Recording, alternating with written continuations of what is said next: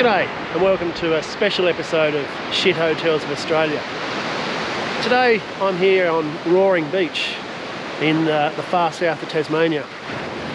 This beach isn't even listed as one of Tasmania's best beaches, and I'm wondering why they call it Roaring Beach. This week I'm back in Tassie for a funeral, which is not pleasant, so I thought I would at least cheer myself up by coming to enjoy some of the beautiful vistas here in the far south of Tasmania.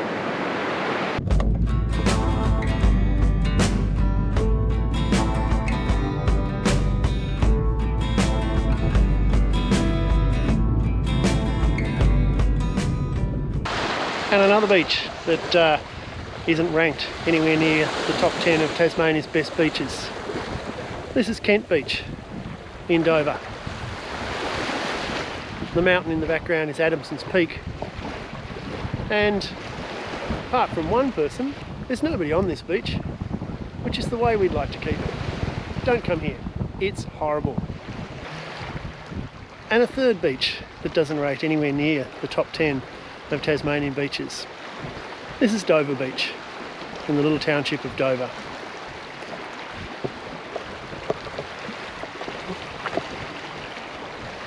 And there's nobody on it.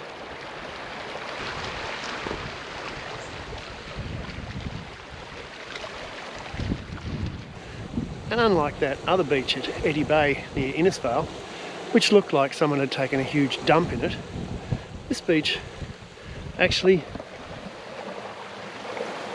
does have treated shit in it. And even so, just look at the clarity of that water. Absolutely amazing. So, what shit accommodation are we staying in tonight here in Far South Tassie? Well, we're almost there.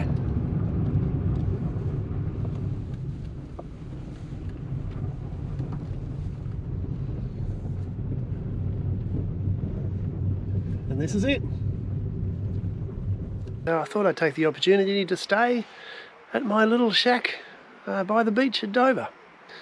And let's see, as we explore, why my comparisons with some shit hotels are sometimes quite critical. So let's go inside.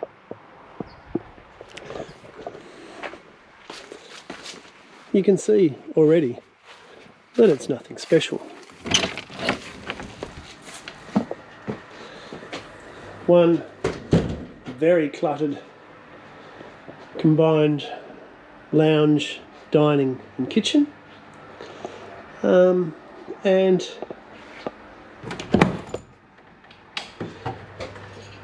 bathroom. Again, cluttered bedroom.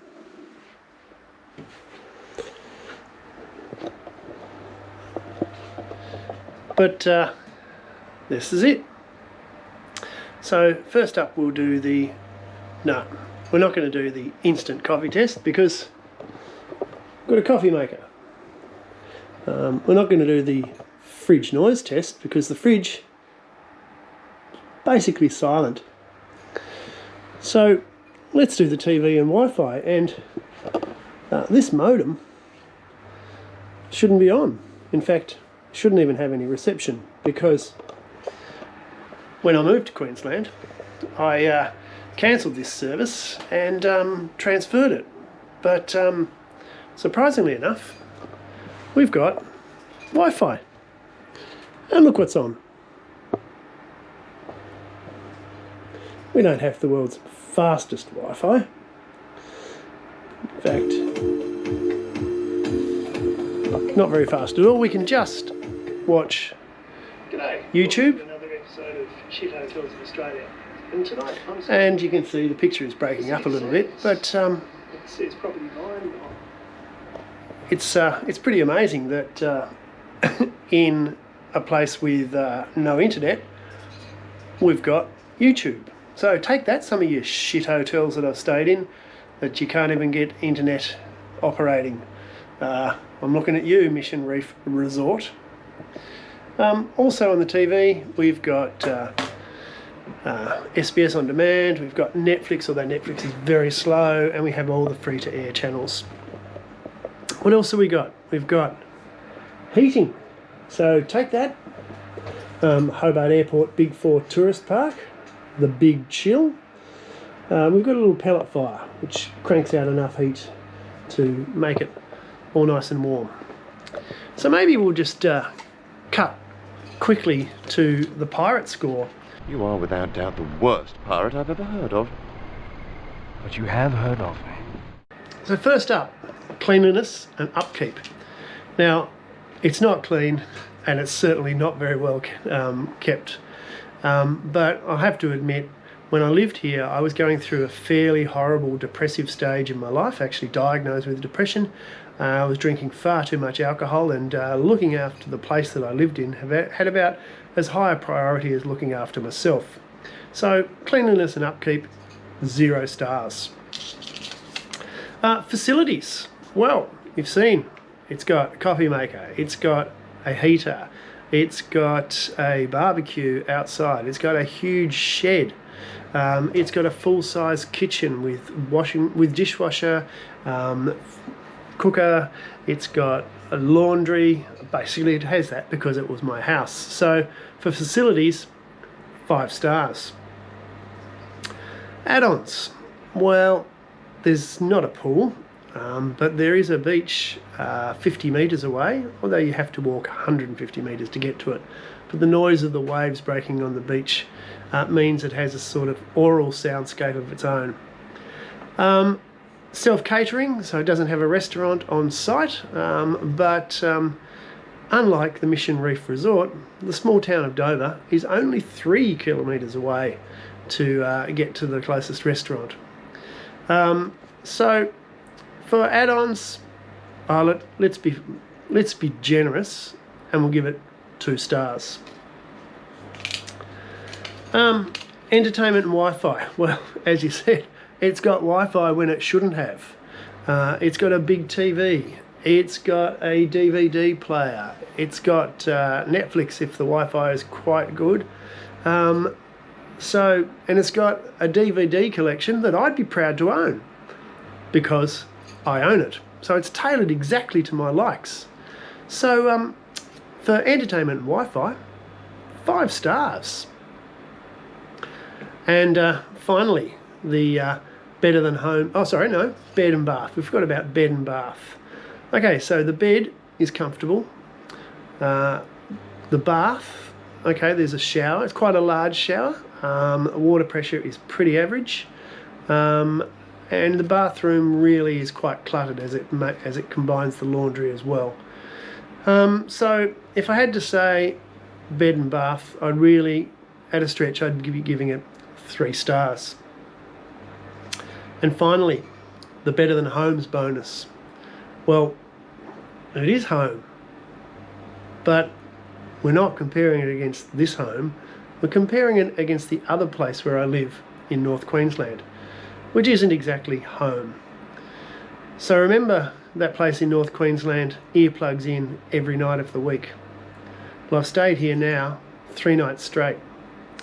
And apart from the new people in the place next door who left for work at 7:15 this morning, when I got up at 6:20, I've been able to sleep for 3 nights straight in virtual silence.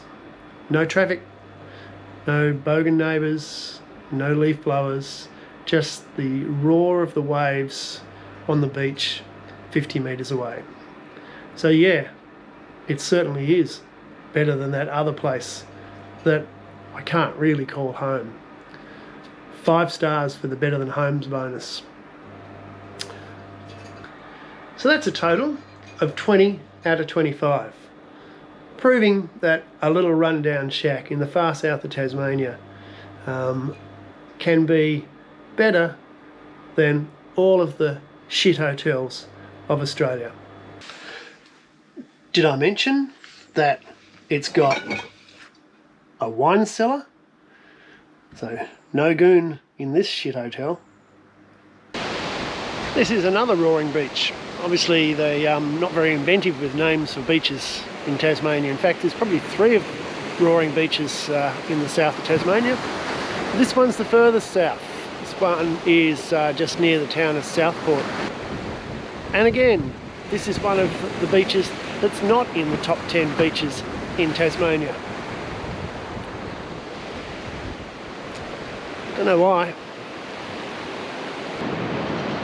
So please, be like all of the other people on this beach. Don't come here. It's terrible. This is Gillam's Beach on the shores of Research Bay in Far South Tasmania. And not only is this beach not one of the top 10 beaches in Tasmania, none of the beaches we've seen so far are even in the top 50 ranked beaches in Tasmania. So, be like the people who are on this beach, don't come here. It's terrible. In 1793, French explorer Bruni d'Entrecasteaux anchored his ships Le Recherche et l'Espérance in this bay where they collected fresh water. They didn't stay because, after all, in 1793 there were no shit hotels in Australia. So we're now 40 k's drive south of Dover, and in fact this is as far south as you can pretty much drive in Australia. And this beach isn't in the top 10 beaches in Tasmania. Neither is the one in the distance or the one over there. So they must be pretty shit beaches. So if you want to come down here, and I'm suggesting that you actually do like all of the other people on this beach, don't come here. It's absolutely terrible. But if you do, then clearly you're not going to be able to stay at my little shack in Dover. And you could stay therefore in a couple of really good accommodation places such as Essentially Tas and Ashdowns of Dover, both owned by friends of mine. And so therefore I will never be staying in them and never be reviewing them and never lumping them in with any of the shit hotels of Australia. So again, if you've enjoyed watching this one, please click like, please subscribe, and we'll see you somewhere, maybe somewhere on another shit beach of Australia. Thanks for watching.